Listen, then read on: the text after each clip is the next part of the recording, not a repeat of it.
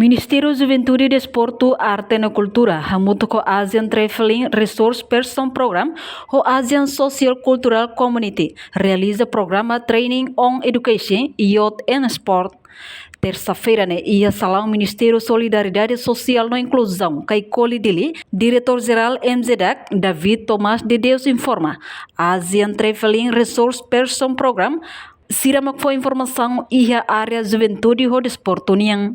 Sirama explica para participante Sira quando a ensama bele familiariza e estrutura Ásia niang e a área juventude e desporto niang. Formação durante lorong ruane realiza junto com o senhor oficial meeting onde colhia com o programa Lubuk. Nomos faz informação de bem focaliu ba assunto juventude no desporto niang. Programa ini adalah Asian Traveling Resource Person Program.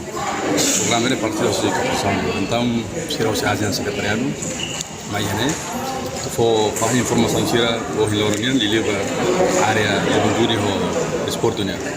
Kalau sira tu explica bem te para tu te familiariza ho ida com a estrutura asiana di luar area juventude ho desportunya.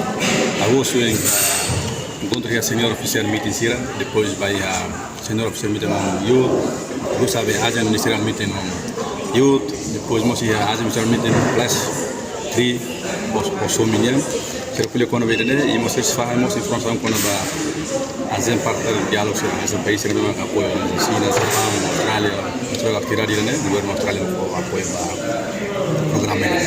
E mosi se faz informação quando vai Asian Work Plan ba youth nya. Di Asian ia Work Plan itu ba youth ni memang pada tahun 2021 atau 2025.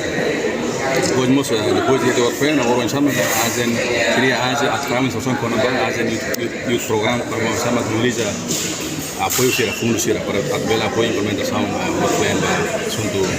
Dan depois escolhemos quando ba policy framework ba assunto área juventude e ele como ser atur beta quando ba index ba juventude e país membro ASEAN sira mulai barak dem program ini seperti mulai sih lelio ya area juventude kita bela família ASEAN mekanisme ASEAN participantes do Ministério Juventude, Esporte, Arte e Cultura, mas hoje concurso do diretor geral, diretor nacional, centro departamento, amuto ka Bruno Ohino Aban, amuto ko educação ni tahu Osei Ohino.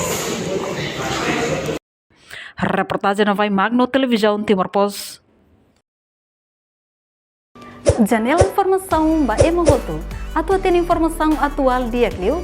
Kita haluha, hanya botão subscribe, like, halo comentário, no faixa tutang ba media sosial hotu.